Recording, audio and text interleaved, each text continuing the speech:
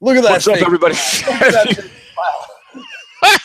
Puts on that smile for the camera. Right when he hit live, he's got this little smile ready to go. What a joker. Okay, Joe, do your thing. February 22nd edition of the Fightful MMA Podcast. Does it to me every week. Sean Pierson. Follow him online at Sean Pierson, social media-wise, Twitter, Instagram, Facebook. He's got to get me some way, somehow, at the beginning of every podcast. And you know, about 45 minutes from now, he'll do it at the end of this podcast. Sean, what's going on, my man? Not much. Just a big week ahead of, a big week just followed with UFC stuff. And, the news is just piling up. So it's been good. Well, you know the drill. I've been doing TV for years, podcasts for a long time. When you get to 5, 4, 3, 2, 1, you start smiling before it gets to the 1. Well, listen, if you're not in a good mood, you shouldn't be smiling. You're about to do a podcast with me, so you can't be in a good mood. You know you're about to get ripped. So you might as well put that frown back on. So you know exactly what's going through my head right now. So, no, I hear you. I haven't talked to you in a week. Obviously, a lot of stuff has occurred in the world of mixed martial arts, most specifically the UFC Halifax show. Some interesting bouts that took place there, obviously, with the main event. Controversy still brewing. Some people are brushing it off. Some people aren't brushing it off. But obviously, Derek Lewis does emerge victorious versus Travis Brown in a very controversial fashion with the way, not with the way he won, but the fact that Mario Yamasaki didn't stop it. Did you think that fight should have been stopped earlier? And regarding, Derek Lewis's post-fight comments that, weren't exactly nice. Obviously taking a shot at the propagation against Travis Brown and then calling out Ronda Rousey. Well, I think, first of all, the way it was finished, not his fault. I mean, Mario should have stopped that fight earlier, but these things do happen. It's very unfortunate because obviously you've got, chances at a further more severe concussion on Travis Brown. I thought even after the uppercuts that he was getting leaned with, I'm like,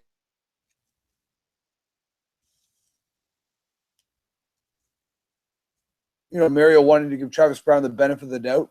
No doubt in anyone's eyes, it was stopped too late. But again, these things happen, unfortunately. But really, what burns me here is just a lack of class, and I don't know, just the lack of character that he showed in his post-fight interview. I'm like, you fought, you did your thing, and focus on the positives. Focusing on Travis Brown's personal life is none of your business.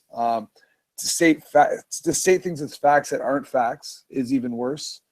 And you've now put yourself in an element where, to me, like, this isn't mixed martial arts anymore. You talk about someone's family, you do other things. If something bad happens to you outside of this, I'm almost like, there's karma for you. To me, like, I'm not a big fan of his now. Like, I liked watching him fight. Now I'm looking at that going, you know what I mean? Like you mentioned before the podcast, it's just not needed here. And especially in a sport that we're trying to clean up and legitimize. I know we're already legitimate, but we're always trying to strive for bigger and better things. You just set us back with comments like that. So one of the things that disturbed me after seeing that was not only Brian Stan, who's obviously in an awkward situation because I've been there. I've had to interview fighters inside of a cage and like, oh my God, what is this guy saying? But I've never had to do it in a manner where I'm on live television, Fox, right across the States, right across Canada, right across the world. It felt like it was pay-per-view where people are paying to see this and, you can expect guys to drop F-bombs. But on national television to do something of that nature, it puts Brian Stan in a very bad position. It puts Dana White and the UFC owners in a very bad position. We talked about it right after the event with Sean Ross Sapp, the managing editor for Fightful.com. He said he would be surprised if Dana White got in to Derek Lewis's face and said, you can't do that. Don't do that. You're about to go on Fox right now in the post-fight. You better smarten up. Well, really, I think the hammer's got to come down. We've got new owners. People they've got to start showing and stepping in here to say, okay, we have a new direction and new ownership with this stuff. Like, that can't be tolerated, like, on any level in any sport. Could you imagine that in basketball or football or hockey? Like, there would be a hefty fine. And the problem with our sport is when you suspend somebody, it's usually a joke because people don't fight. Like in a hockey game, when you get a 7-game suspension or a 9-game suspension, it means something. Or, you know what I mean? When you get suspended for 6 months or 9 months, well, you're probably not going to fight for the next 6 to 9 months anyway. So it's a joke. The fines, depending on what these fighters are making individually, but to me, it's like the whole steroid thing. 1 year is the minimum anyone should be suspended for, because again, you might fight once a year. You know what I mean? So to me, where's the crackdown on this stuff? And so something like this, you've got to crack down hard. The show won't be tolerated. I think it's, if I'm not mistaken, and I like it better. I think it's 2 years now, if I'm not mistaken, that if you get caught with a performance enhancing drug, that's a 2-year suspension, is it not? I don't know what happened with Chad Mendes. Chad Mendes did something, I guess he had some cream or something like that, but I know you're probably laughing already that it was cream or something like that, but Yeah. I think it's a 2-year suspension now, which to me is much better because you're losing 2 years worth of salary. I mean, if you're taking performance enhancing drugs and you're trained to hurt another human being who's also trained to hurt you, but you're doing it based with some enhancements, there's got to be some a stiff penalty to pay. Stiff penalty to pay, and I think the other fighters got to be compensated. That's the whole thing with the Mark Hunt situation. You look at the way that Brock Lesnar was compensated to cheat. His fine he's laughing at. And then you look at Mark Hunt, who said, I'm the one who was on the losing side of this, who took the punishment and the abuse from this person that you let cheat. How did this benefit me? You let the UFC benefited, Brock Lesnar benefited. Where's my benefit? I got a loss on my record that's now maybe a no contest. I don't think his paycheck went up. Again, there might be things that I don't see, but you paid some guy $2 million or whatever it was to cheat. Where's the real repercussions? Do we know what Brock Lesnar's fine was? Because I'm sure it's not $2 million. He shouldn't have been paid. Don't pay the guy. You know what? There's no disagreement here. I think you're absolutely bang on. If you get caught for something of that nature, refund. Sorry, that check isn't cashing. And I think there was a time when Lorenzo Fertitta came out publicly and stated, I think it was Lorenzo or maybe someone from the Zuffa regime that basically said your checks don't get cashed until that drug test comes back. Yeah, and to be honest with you, even more so, I don't think the UFC should keep that money. That money should go to the other fighter. He's the one that put everything at risk in that fight. So I don't want the UFC to benefit from the positive test. I want the other fighter to benefit. And then even more so, let's say if both fighters tested positive, spread it amongst the card. I mean, interesting. That money is meant for the card. Like, to me, you've got to set payroll for the card, and we're always trying to get the fighters to make more money, that better piece of the pie. So to me, the first and foremost, it goes to the other fighter, or a portion does. Let's say 50%, and then 50% gets spread out amongst the rest. Now sometimes that's going to be $5,000 or $10,000, and sometimes it's going to be $2 million. I don't know, but everybody will be trying to jump on those cards. Yeah, right. I never thought of that. You're absolutely correct. Test positive. Who's most likely to test positive? I want to get on that card. When is this guy fighting next? Yeah, I want on that card, please. I want on that card. Yeah, no, absolutely. So we talked about this last week about the UFC cutting a lot of fighters. Travis Browne makes a lot of money, and now he's lost again. Also on this card was Sam Sicilia. He ends up losing, as does Carlos Esparza. Do you think there's any fear now that with the new UFC regime basically doing all these cost cutting, that those three fighters potentially are in danger of losing their gigs with the UFC? I think they should be. There should be some fear there, and I don't mean that should be as in they should have some fear, because the UFC can cut their contracts at any time. You use that word lightly because they're not really contracts. To me, a contract means if you give me a 4-fight contract, I should be able to fight 4 fights out. If you don't want me to fight 4 fights, you should have to pay me out for my 4 fights. That's not the way these contracts work. These contracts work where you give me a 4-fight contract. Here's my fight 1, 2, 3, and 4 pay.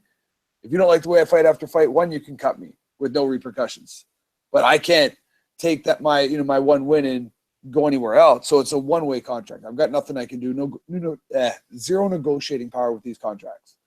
But I would always fear for these guys. After a loss, if they don't like the way you perform, there's a good chance you're getting out of there. I feel bad for Sam, because Gavin Tucker, is that the name from Newfoundland? Yep. I'm his biggest fan. Like, I was my first time seeing him fight, and he was amazing. Like, I loved watching him out there. I think he's charismatic. He's from Newfoundland. He's got a good swagger to him, good fighting style. I think potentially he's a superstar out here in Canada. I think if they play their cards right with him, there's somewhere he can go. So here I am watching this fight, and I didn't realize it, but I think maybe about, I don't know, Sean, 3 minutes in, I kept looking at the clock, and next to the clock, basically, it shows the weight class, and I kept seeing featherweight. I'm like, is this a bantamweight fight or a featherweight fight? Because this guy moves like a bantamweight. He is fast. He's super quick.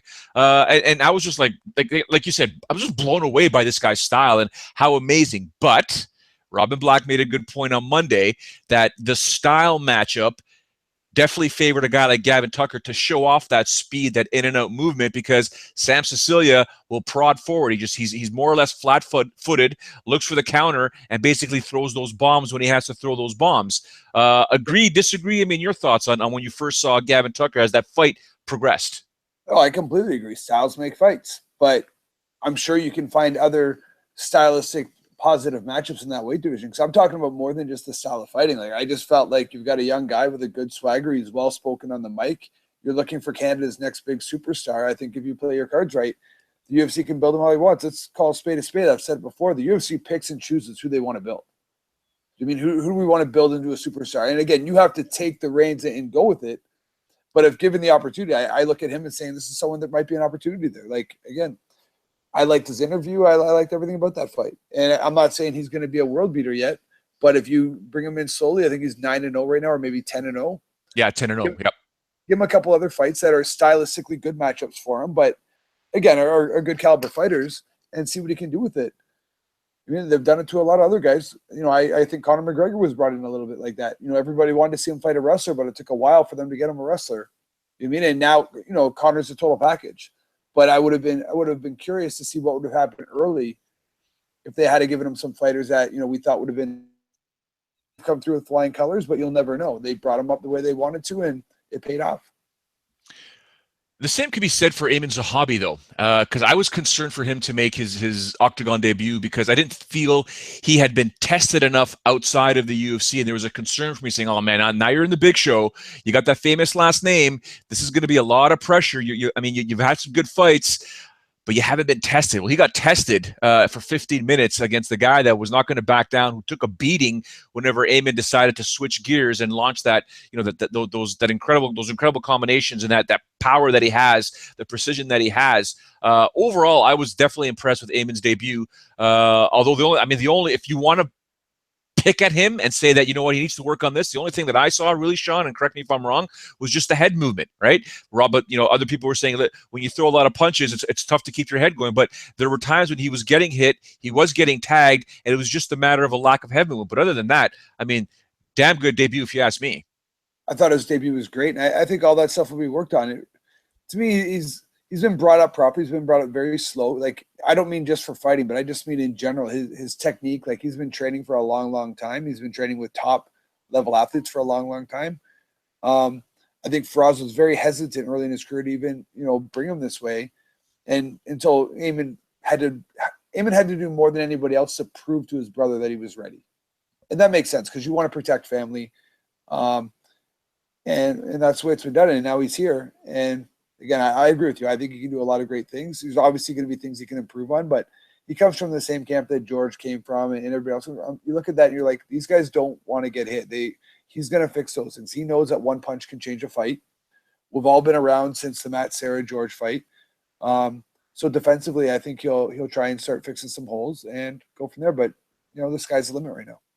What about Johnny Hendricks? I mean, he emerges victorious versus Hector Lombard, but in the post-fight interview, standing next to Brian Stann, who was a middleweight, there was a massive size discrepancy there. That was a big height difference there. That's what a middleweight looks like. In 2017, Johnny Hendricks is very short for this division, but you're a wrestler, and I know he can rely on his wrestling. What do you see next for Johnny Hendricks? I know he won at 185, but man, there's Yoel Romero in this division. There's, you know, Luke Rockhold in this division, Jacare Souza. There's some big boys at 185. Again, I'm not going to count him out, but I don't think he's the right fit for the division. I think he can make 170. When I say easily, I know it's not an easy cut for him, but I mean, he's not the leanest guy at 170. He's definitely not the leanest guy at 185. So physically, you can make the cut. And if it takes too much out of his training, I think we talked about this before, then I understand why he wants to be at 185. But when he gets the bigger boys at 185, he's going to run into problems. And it all comes down to, I've said this to my friends a lot, it's not about how strong you are and how big you are, it's your frame. If you can figure out how to fight as a much shorter fighter, then all the power to you. Mike Tyson, you know, in boxing did it amazingly. But a lot of times your frame dictates your weight class. So, you know, when you're fighting guys that are 6'4", I don't know how tall. The whole time I saw him fighting, I was thinking of Rockhold. How tall is Rockhold? 6'3"? God. Yeah, he's tall, man. Big time. And I look at that matchup and I'm like, again, no one knows until they fight, but I look at that and I'm thinking Rockhold will murder you. Now, again, no one's going to murder Johnny Hendricks. Johnny Hendricks is an ex-UFC champion, so he's not someone you murder. But I mean, that would be a very, very difficult fight for Johnny Hendricks. You know, Luke Rockhold's a bigger fighter, the taller fighter, the longer fighter. Technically, is very good. You know, so I look at those matchups because I know Johnny Hendricks doesn't want to be just the average middleweight. He was a champion at one time. I'm assuming he wants to do the same thing at middleweight. But at the same time, I heard that he called out GSP, so I think really he just wants paychecks. He's just looking for big paydays, which, again, we've talked about. It makes sense. I don't think that fight makes sense for George because Johnny's not a draw right now. But I understand what he's trying to do. He's trying to create a little bit of hype around himself and just get some big fights, which, again, all the power to him. So George St-Pierre, as we all know, has signed. He's back with the UFC. Now, the question is, fine, you're back. Who are you going to fight against? And obviously, the original fight back in December in Toronto was going to be Michael Bisping, which led, we had this conversation with a bunch of people. If he beats Michael Bisping, that Anderson Silva fight is right there. But now there's talk that George St-Pierre and his camp may want to face Conor McGregor because George potentially could make 155 pounds or make that fight at 170. There's options for George, and they're big options, and obviously they're big paydays. If you could get into George's ear, or at least, talk to the guys, what would you say, or what do you think is going to happen with George? Well, the fight that makes the most sense for George is Conor McGregor, and that fight actually makes a lot of sense for Conor McGregor because it's a win-win situation for him. If he loses to the bigger fighter again at 170, no big deal. I lose at 170.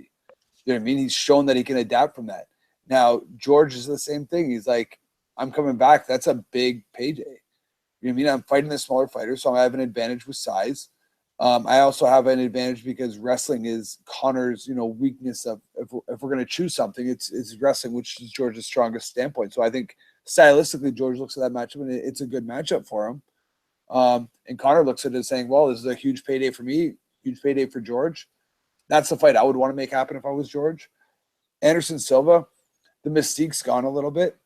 I know he won his last fight, but it's not, if that fight headlines a card, it's not going to be what it would have been 5 years ago.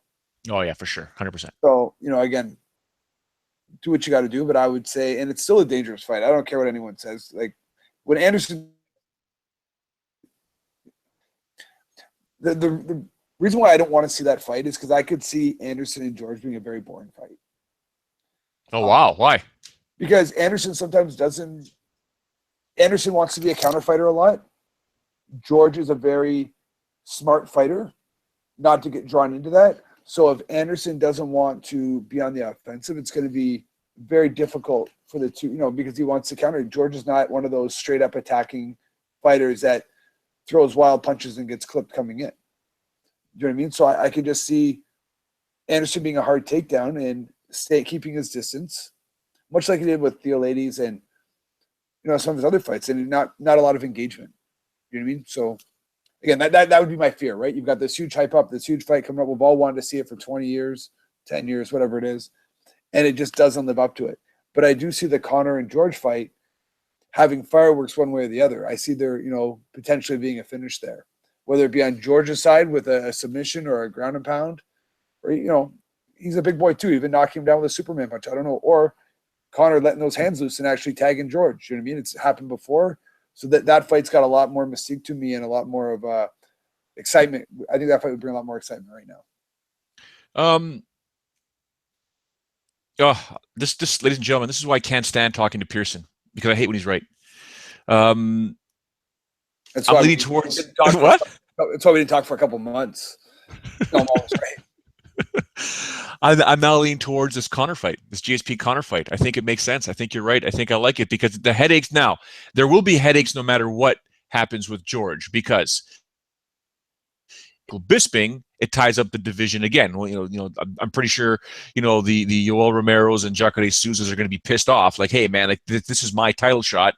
If Conor McGregor fights George St-Pierre, whether it's 155 or at 170, it's going to piss off Tony Ferguson and Khabib Nurmagomedov and the rest of that division. Although you say that fight on next or 2 Saturdays from now, UFC 209, that's for the real 155-pound title. But no matter what George does, I think he's going to cause a bit of headaches for a variety of fighters. But I do like the fight versus Conor McGregor in terms of an absolute massive, huge incredible draw. I don't like it for George because it's his first fight back in 3 years versus a very, very dangerous southpaw. I'd like to see George, I hate to say it, get a tune-up fight, but if he gets $10 million a fight, there's no one out there that the UFC would give him that isn't a big name, because a tune-up fight's a tune-up fight. And what kind of fight is a tune-up fight for George? That's the real problem here. What's a tune-up fight? Do you know what I mean? Like, you've got to pay the guy a certain salary, and then you've got to get a certain caliber fighter in there. And let's call a spade here. If he fights at welterweight and he's got to fight a top 10 guy, to me, they're all as dangerous as Conor is. Some of them more. Do you know what I mean? So I'm like, who are you giving him as a tune-up? Because if he fights, give me a top 10 welterweight. Well, Damian Maia needs an opponent. Okay, well, Damian Maia, you don't think he's as dangerous as Conor McGregor in a different way, but he's hugely dangerous, right? Yep. Damian Maia, I don't even know the top 10 anymore, because no one cares anymore, right? See, ladies and gentlemen, this is what I've been saying on this podcast for quite some time. When it comes to Canada, when it comes to the UFC in Canada, this is the sentiment that we've had for quite some time. It's been a good 2 years now. It's just people, they could just. The UFC's lost so much luster. Again, I'm that guy that's biased, obviously, because of what happened when the UFC was on Sportsnet, and then it just kind of moved over to another network. But guys in the top 10, Sean, like you got Robbie Lawler, you got Carlos Condit. We've already seen that fight. At number 5 is Neil Magny. Jorge Masvidal at 6, Dun Young Kim at 7, Donald Cerrone at 8. Gunnar Nelson's taking on Alan Jouban anyways, but Tarek Saffiedine. So yeah, no, I hear what you're saying. And then the other thing is, and for me, it's not necessarily the loss of the hype. It's like, I still like all those fighters you just mentioned there. I'd probably want to watch. There's not one guy I don't want to watch, but my problem is the rankings of fighters are biased. Like, as a fighter, how do I up my rankings? Let's say I'm ranked 20th. I don't know, but I want to move into the top 10. If I'm not calling out top 10 guys, or the UFC is not giving me fights that move me up the rankings, how do I move up? I could have a 6-fight win streak and be ranked 20th, right? Because if I fought guys that are all underneath me in ranking, I haven't moved up. So to me, the ranking of fighters, it's not a true sport. We've already discussed this. It's a sports entertainment. So the more entertaining you are, the more opportunity you have to move yourself up those rankings, and the more the UFC wants to put you up in those rankings, because they want you with the big money fights. So that's what I'm saying. But the rankings don't matter, because it's about who do you want to see fight. You can be the number 14th ranked guy, but if you're the most exciting guy, like right now, I want to see Gavin Tucker fight. He's ranked, 50th, 60th? I don't know. Very true. 100%. Very true. I want to see him fight. His style looked great, so his next fight, I'm eager to watch it. And then there's other guys that win fights, and I could care less. You know what I mean? Again, they're great fighters, but just because you're ranked in the top 10 doesn't mean I want to watch you fight. Yeah, well, I mean, I think you mentioned the rankings are biased. I think there's just too many. It's just too subjective. That's why I released myself. What's that? Here's the best comment about rankings. How come when someone's cut from the UFC or no longer a contract, they're no longer in the rankings? So no longer is that really a top 10 ranking. It's a UFC like that. That clearly shows you that the UFC puts who they want in the rankings where they want them.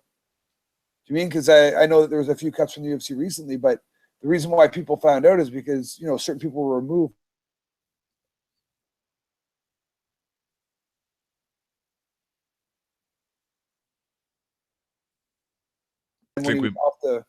We lost you there for a bit, Sean. Go back to your point there with when guys get removed. When guys get removed from the UFC, they're automatically dropped out of the top 10. Do you mean? Like, I saw a couple of guys, like I think it was Misha was one of them, and there was someone else there. But the reason why everybody noticed they were having problems is because they were moved out of the rankings.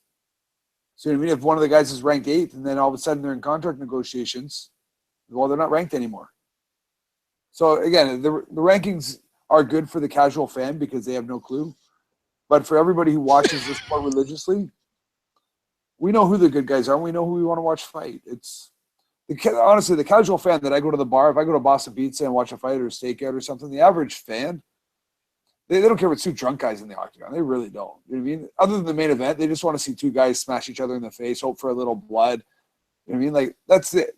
Your average fan. As we get more intelligent and people are a little bit more into the fighting, they want to see the skill sets, but it is what it is. I've been to enough amateur shows where the skill level is so low, but they're still packed with people screaming and cheering because everybody's hammered and they just want to see a fighter fight themselves. I don't know. Was there ever a guy that you took on in your career that even after it was done, you just didn't like the guy at all and could care less about any sort of camaraderie afterwards? Um, I don't know. I'm pretty easy going. I'm trying to think of early in my career. So Vigneault is nice. I like that guy. Nestor, I didn't care a lot for him, but like, again, I had nothing against him. I think because he didn't speak a lot of English, so we really had no relationship after a fight. No, there's no one off the top of my head that I can think of that I, didn't like. To be honest with you, a lot of the guys I actually, talked to afterwards and I thought were cool. Like I remember Jake Hecht after my UFC fight, we were talking. Seemed like a cool guy.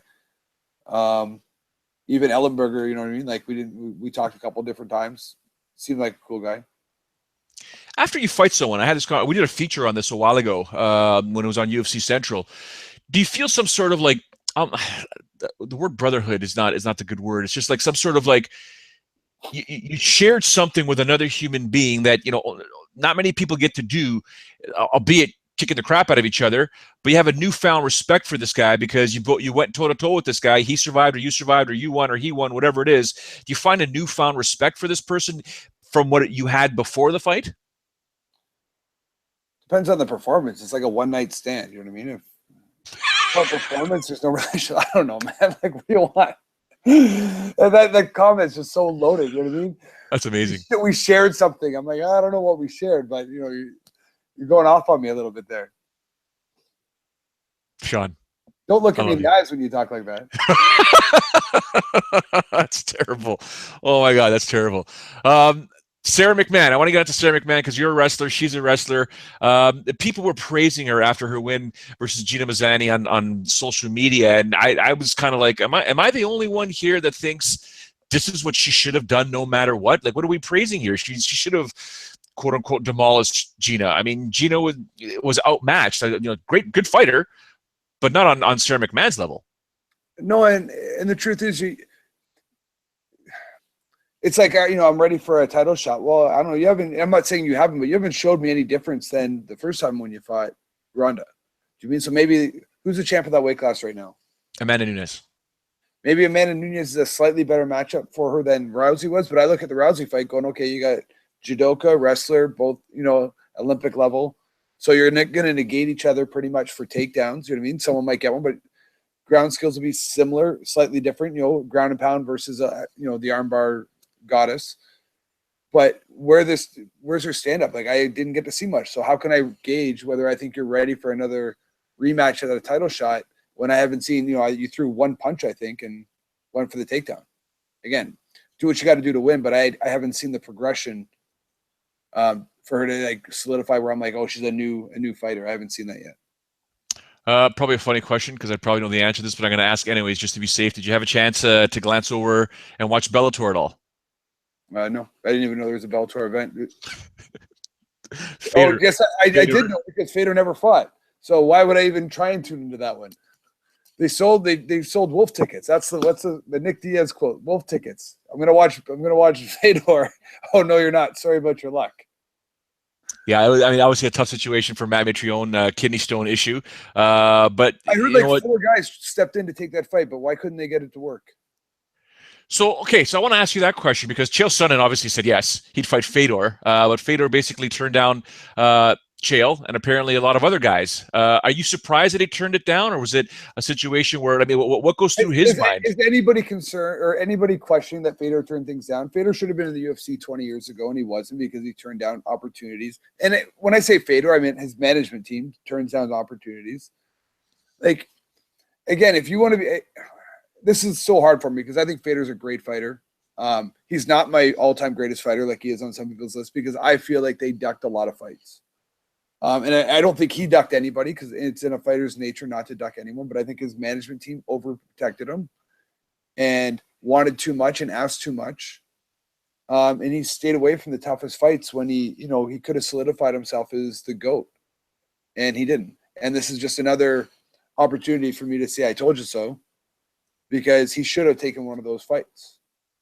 Again, He's got different management now, so I know what you're saying. But his manager or one of the people that is around him is Jerry Millen, who's also the executive producer for Ryzen, and him and Dana White do not get along. So from right there, that Fedor in the UFC probably would never happen. So, but I just think there's a lot of opportunity. He could have proved me right there. Like he could have taken Chael, but it's a different fighter. It's a different challenge. But in my head, I'm like, we're paid to fight, and that's the part of me that why, again, I'm not a manager, I'm a fighter, but I took fights. Like Ellenberger was on a week's notice. I was supposed to fight Ellenberger, and I knew I was outmatched, but it was an opportunity for me to fight my hometown. So I don't know. I think he should have taken the fight. Sorry, go ahead. No, I was just saying Chael's a smaller fighter. Like there's pros and cons to that fight. Like I don't know why Chael's a good draw as well. Like I don't know. It was a good opportunity. He should have taken that fight. It would have been a much bigger. Well, let's be honest for a second. If that fight took place, and because of the beauty of social media, that thing would have spread like a wildfire. Because we woke up that morning knowing it was Mitrione versus Fedor, and it's Fedor versus Chael Sonnen. Through the roof, in my opinion. It's a bigger fight for me. Again, I'm not. Matt Mitrione's a solid fighter. Don't get me wrong, but he's not someone I'm going to watch. Like he's not moving the needle for me. Chael does, and it's because of his mouth. You know what I mean? I don't think it's fighting styles. I don't think they're actually much different as far as technique. Like Chael's good at what he does. He grinds away, but every time I think of Chael right now, I think of that spinning back fist where he falls into the cage before he eats the knee from Anderson. But I don't know. It was a bigger fight. It was a good opportunity. So again, I don't know what's going through Fedor's head or his manager's head or whatever, but just another lost opportunity. Will you watch the Rory McDonald Paul Daly fight? Because that's one I'm definitely interested in. I will. I'll watch. Like I consider myself a friend of Rory's, and I'm a fan of Rory's as well. Great fighter, and Paul Daly's a great fighter. So I'm interested to see. I think Rory's going to give him a beating. I think Semtex is great at stopping people. Rory defensively is very sound, and he's an underrated stand-up fighter. I think Rory's going to take that fight. People said that Robbie Lawler took Rory McDonald's soul. I respectfully disagree because Robbie Lawler is Robbie Lawler. He's a bad man, and when he hits you, and he hits you a lot, you're going to go down. And Rory did what he could to try and defeat him, wasn't able to do so. I think taking this time off was actually good for him. Number one, he's got to get his nose cleared up and fixed and all that jazz and healed up, but it brings that hunger back. And I'm the first to say it. Rory McDonald's not dealing with a full deck of cards. I mean, the guy is missing a few screws in my opinion. And if you give him the excuse to fight, this is a guy that tippy toes on tooth floss, dying to fall into a cage. I mean, this is a guy that doesn't mess around. And I think Paul Daly's doing what he's trying to do, trying to get into Rory's head. But like you said, Rory's a bad man, and this is going to be an interesting fight. I'm not saying Paul Daly can't win, but Rory McDonald, with his reach and with his vengeance to prove that he made a right decision going to Bellator, I am very intrigued for this fight, man. No, I think it's going to be a big fight, and I think if Daly's smart, he'll just keep talking trash and building the hype up for this fight, because it's one of those fights that it could be. I'm not saying the UFC is A class and Bellator is B class, although I am saying that this is a fight that's an A class fight. Do you mean overall? I think if they build this correctly and put some money behind it, I think this can be an A class fight with some great promo work, and I'll be excited to watch it. Speaking of guys putting money behind products, there's a small little trend happening right now with UFC fighters leaving the UFC on their own accord and not being cut. You got Nikita Krylov going back to Russia. He wants to compete in Russia, in his homeland. And a top 125-pounder in Horiguchi decides, see ya, I'm going to Ryzen in Japan. Are you surprised by some of these things? I know we haven't really got to the end or to the bottom of the whole Misha Cirkunov situation and that negotiation, but there's two guys right there that decided, nah, I'm good. I don't know who either guy is, so don't want to kill the topic, but I'm like, they're not going far in the UFC right now because, again, if I don't know who they are, and again, I'm being a little bit. So Krylov is the guy that Cirkunov beat. Yeah, so obviously wasn't going far. He just lost a fight already, so he's not being pushed. So he might do better by going back to Russia, winning a few more fights and coming back. Who knows? Reinvent himself. He was the guy who threw the heavy bombs, right, with Misha. There's 2 fights ago, not the last fight, but the fight before it.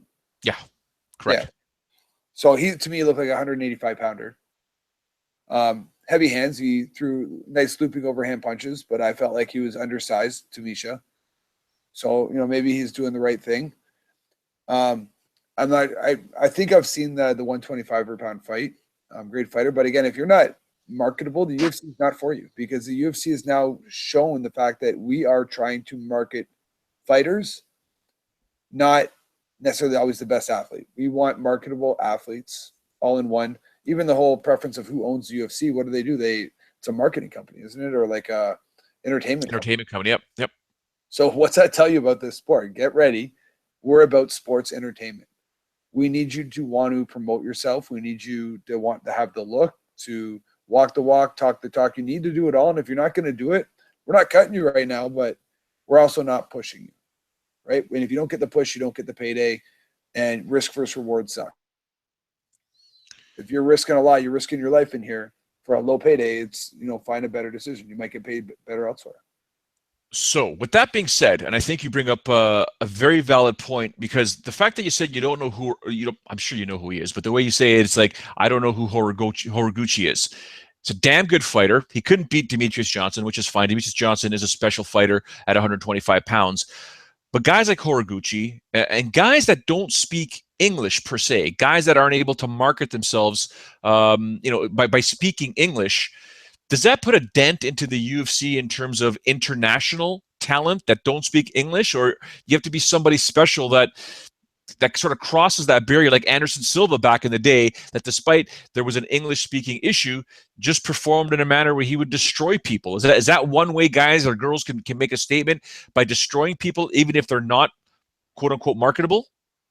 Yeah, you've got to find ways to do it. Like, if you're trying to break into the American market, you've got to be marketable. And that doesn't mean you have to speak English. It's funny you mentioned this, because I was on Facebook, I don't know if it was yesterday or today, and there was, I want to say Japanese, but I might be wrong. He might have been another Asian descent, I'm not sure. But it was at a pool tournament, and this guy's doing an interview with him after a pool tournament.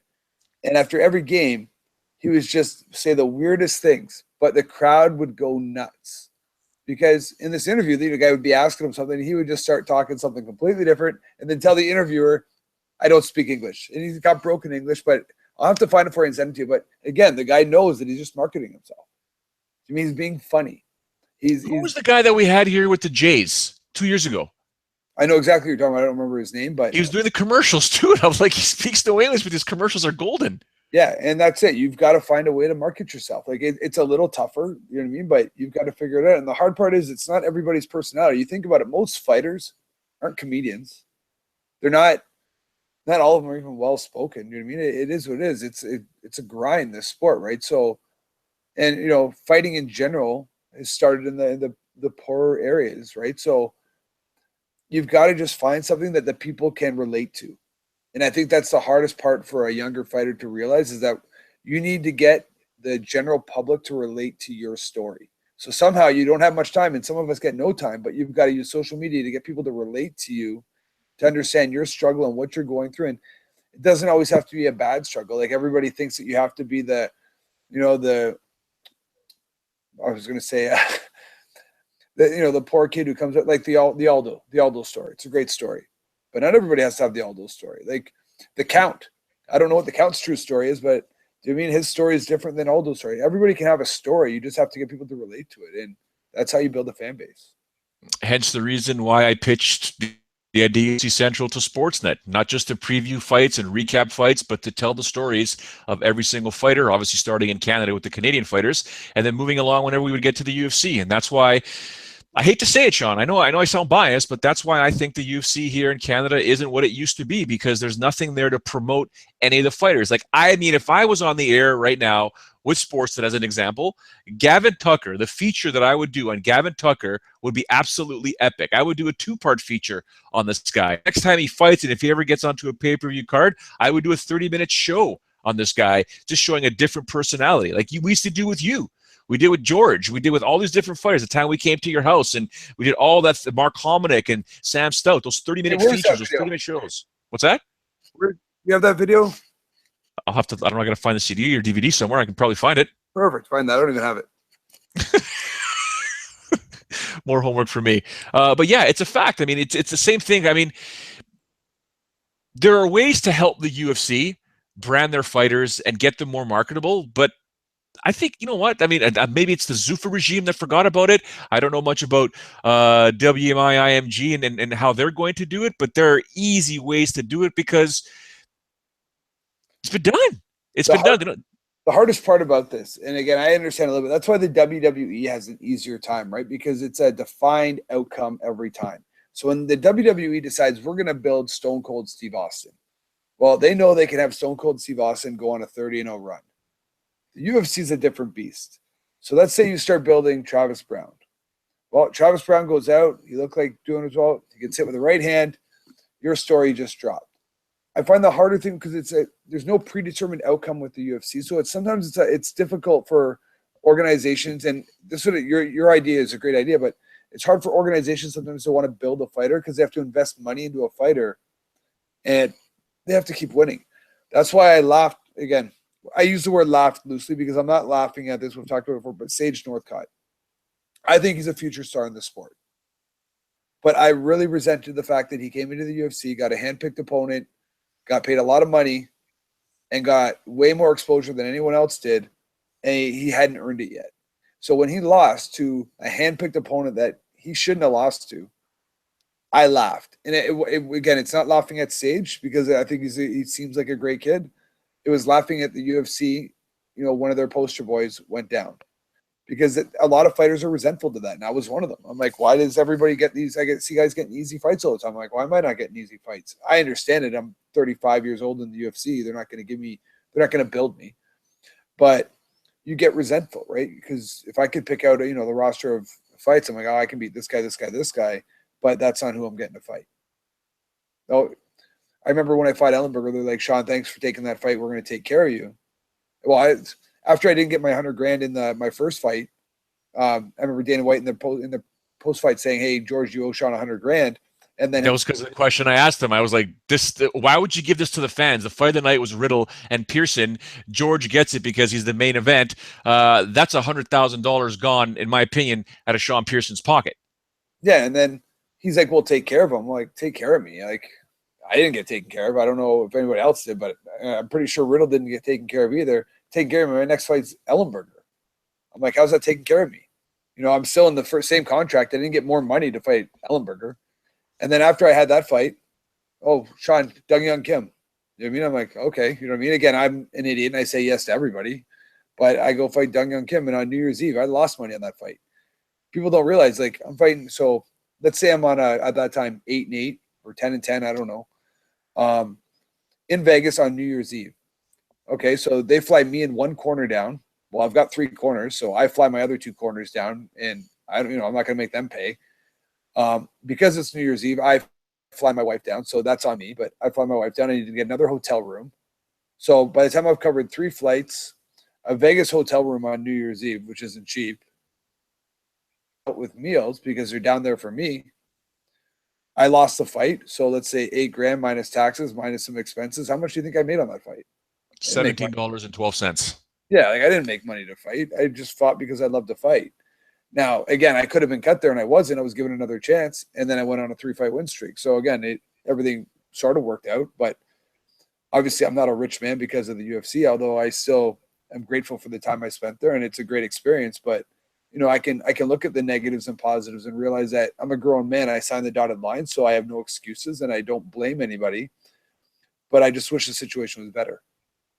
So to close things off, I think you nailed that point there. And I think it's, I, for one, appreciate you telling that story, talking about your experience. But then you get guys like Elias Theodorou who are criticized for doing whatever they can to make as much money as they possibly can with the plus this movie coming out, with this, with that, while they are under contract with the UFC, maximizing the revenue they could potentially make with their brand. And people are criticizing him. I don't know. I didn't know anybody was criticizing him for it, but I think it's a smart play. right now he's got some spotlight. You got to get everything you can out of it. You know what I mean? So maximize this time. It can be short. Yeah, to me, he's doing nothing wrong as far as that's concerned. You know what I mean? Although his hair is terrible, but it's the best hair in the UFC, I guess. But now, I don't think you and I are in a position to criticize his hair. I couldn't get a Pert Plus, so I understand. Maybe he can hook me up with some, beard conditioner. I don't know. Although I wouldn't do that either. All right, man. Before we let you go, anything else you want to say? No, just what's coming up? Do we have any fights? I feel like every week there's a bunch of fights. So is anything coming up? There's actually nothing this weekend, my man. There's nothing this weekend. We get a break from the UFC for now, but there's other action outside of the UFC. But other than that, we are on a break, my friend. Next week we'll be talking all kinds of headlines and probably some sort of drama between now and then, maybe more. Sounds good, my friend. All right, listen, thank you very much, Sean Pierson. Make sure you do follow him online at Sean Pierson. You can get him on Facebook, Twitter, and Instagram. Follow yours truly at Showdown Joe. Don't forget, FightfulMMA.com is your place to be for all mixed martial arts news. Tomorrow, it'll be Frank Trigg and I, but it will not be at 12:30 like usual. It will be at 2:30 p.m. Eastern. If anything does change, I will do the very best I can to make sure I get it out there as soon as possible. For now, we want to thank Sean Pierson and thank everyone who tuned in live, and of course, to all of you listening in on Stitcher and iTunes later on. We appreciate the support. Ciao for now.